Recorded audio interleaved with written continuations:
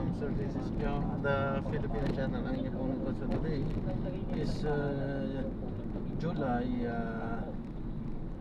23, 2026 na tayo. Ngayon ay pupunta dito sa may Phoenix Fuels dito sa may Mindanao Avenue, Ugong Valenzuela. At dadalhin po natin yan sa may Ivory Street, Apocor Village sa Tandang Sora, Quezon City. Okay, magbabalik po tayo mamaya konti po pag nakuha na po natin sila. Disclaimer na po content po natin yung kalsada at hindi ang passenger. Kaya naman sa kasakaliwan po na may marinig kayo mga pangalan ng lugar, pangalan ng tao, pangalan ng organizations, government o private man yan, ay wala pong kinalaman ng channel na ito at wala pong pinapatungkulan. At po na pinag-usapan dito ay pawang dito lamang po yan sa loob at wala pong pinapatungkulan sa labas. Magbabalik po tayo mamaya konti po. Ayan, makinig tayo ng mga nagbabagong balita talaga yan. Ang makapinig ng ating mga miyembro sa sarili nilang tahan. Himayin natin yan, yung mga housing loan na abot kaya para sa ating mga kababayan. Pero dito po muna tayo sa kabuuang 69.19 billion na ang naipamahagi doon sa sinabi niyong higit 43,000 na unit. Paano po ito nakatulong sa pagsugpo sa pangkalahatang housing backlog ng bansa? Opo, ito po yung direktang tumutubol sa pangangailangang pabahay po ng ating mga kababayan.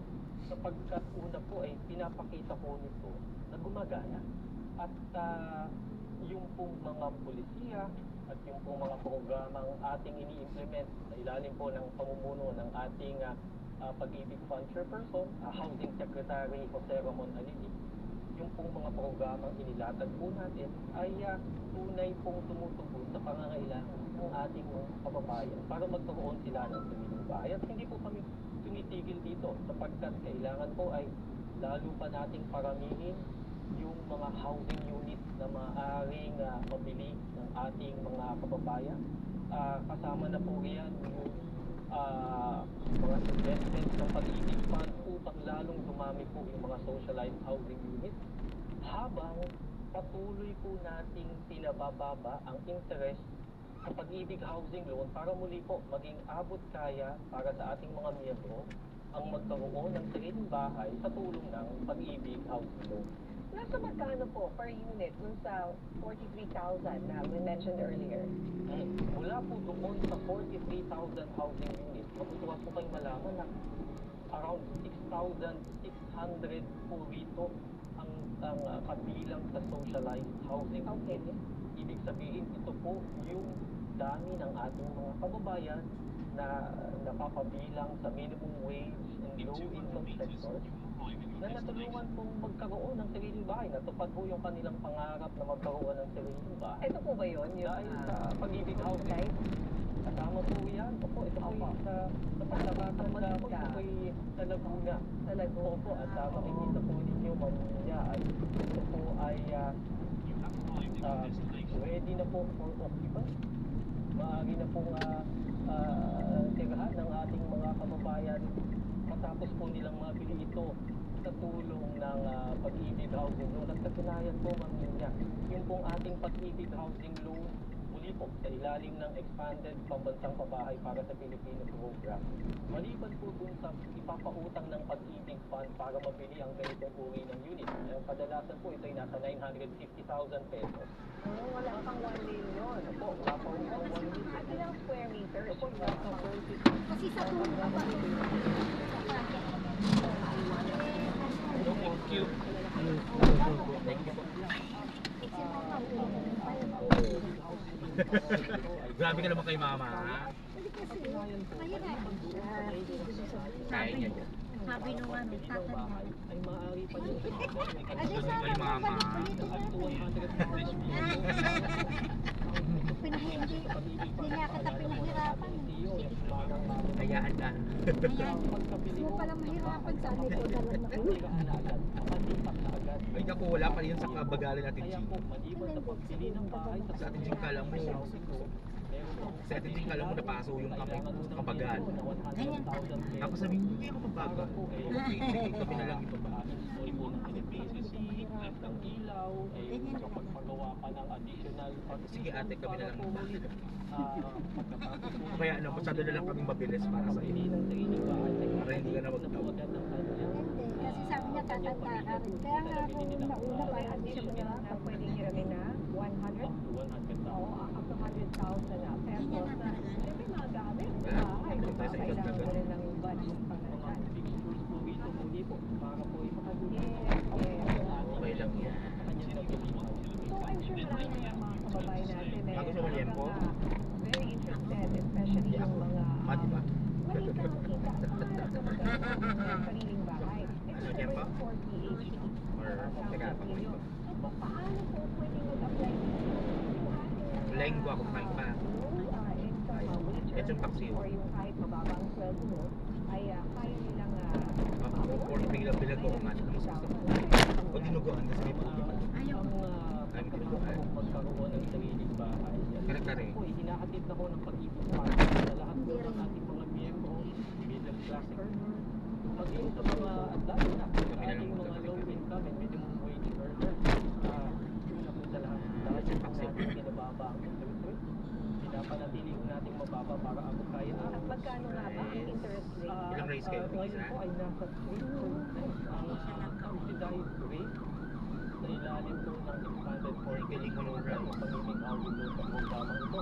Dahil po mahalaga ito, una sa ating imbis po na ang monthly payment ay around 5,800 or 6,000 pesos. Ray, saan mo nga daw yung Monthly payment observe po si Mama dito sa'yo? para sa isang 960,000 pesos to 4,000 na lang. So halos 2,000 po ang nabibigay sa ating miyembro kada buwan sa kanyang monthly payment Okay. na magagamit pa po niya sa ibang pangangailangan ng kanyang At gaano katagal yung pagbayad niya? ang pagbabayad po naman ng pag-ibig housing loan, in-extend po natin up to 30 years to pay. Yes. Para kung mas mababa yung maging monthly payment, kung gusto rin po ng miyembro na mas maikli ang 30 years. payment period, ay maaari po niyong gawin yun. Ngunit up to 30 years po ito. Pero pag para babayaran mo po siya in lalo mas advance, mababa pwede ko yung magpa-recalculate monthly payment, magaan po sa ating miyembro. At saka balita ko nga, up to 10 million na. Dati kasi 6 million. Ang pagkakaalam natin, up to 10 million na rin ang pwedeng i-loan Tama po. sa individual. Lalo po natin, lalo po natin kalawak. Magbaba kami nilang aakyat, bili ka ng po ay up to 10 rice. million pesos Walang rice sa balibo. mahirap ng ating mga miyembro. Ito naman po ay para tugunan yung pangangailangan po ng middle class, upper middle class earner po natin ng miyembro din ng pag-ibig fund. At para po sila rin po Kasi ay mas mahirap yun kasi mapakinabangan checking, lalo nilulungan. yung ating programa sa ilalim ng pag-ibig housing po. Same interest rate. Ang maganda ko yan, Ma'am Ninya, may promo rates pa po tayo. Until the end of the year, yung interest rate po natin, ang panginiwan ay nasa 6.25%. Ito po ay lalo po nating pinababa para sa mga loan sa 1.8 million pesos hanggang 4.9 million pesos. Ang interest rate po ay 4.5%, ibig na 6.25%. At mga loans na mula 4.9 million hanggang 10 million pesos, 5.75% na lamang po for the first 3 years of the loan. Ibig sabihin po niyan muli, mas lalo ho nating ginagawang abot kaya ang magkaroon ng sariling bahay para sa ating mga miyembro sa tulong ng pag-ibig housing loan. Alright, talagang marami pa sana kami gustong itanong pero I'm sure babalik po kayo at aabangan rin kayo sa nagsaservisyo Linya Corpus at Miss Gusto sa DZMM. Sana po, ano? Para sa pagpapatuloy ng aming usapang pag-ibig. Mas mag-ibig Maraming pangalan pa salamat, rin. Pag-ibig Vice President Jack Jacinto Jr. sa inyong panahon at mga ibinahaging informasyon. Magandang gabi po. Maraming salamat. ROI niyan 10 years, 15 years pa siguro.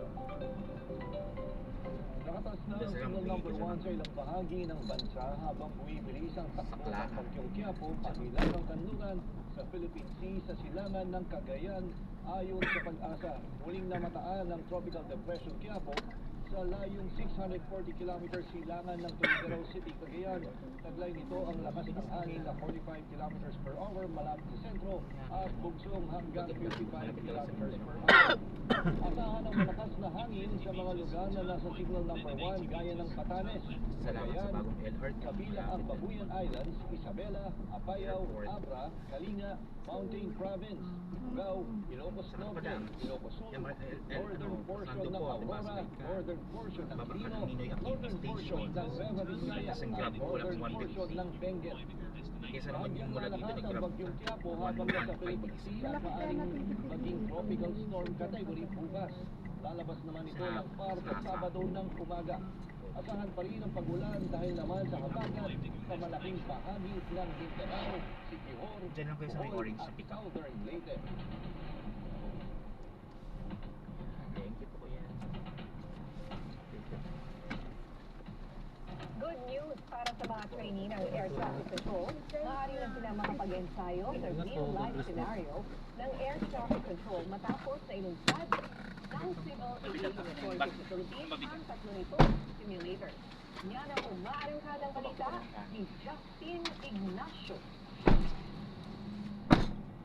Mas pinalawig pa ng Civil Aviation Authority of the Philippines o CAAP ang kanilang Air Traffic Training Service Center. Inilunsad na kasi nila ang tatlong air traffic simulator, ang aerodrome, en route at approach simulator.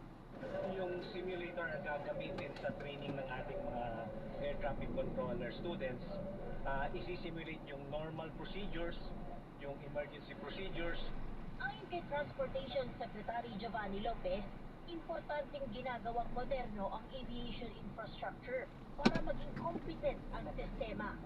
No, merong makakampante po tayo na lahat ng ating air traffic controllers at air traffic personnel natin, they're competent talaga para po i-manage ang air traffic natin.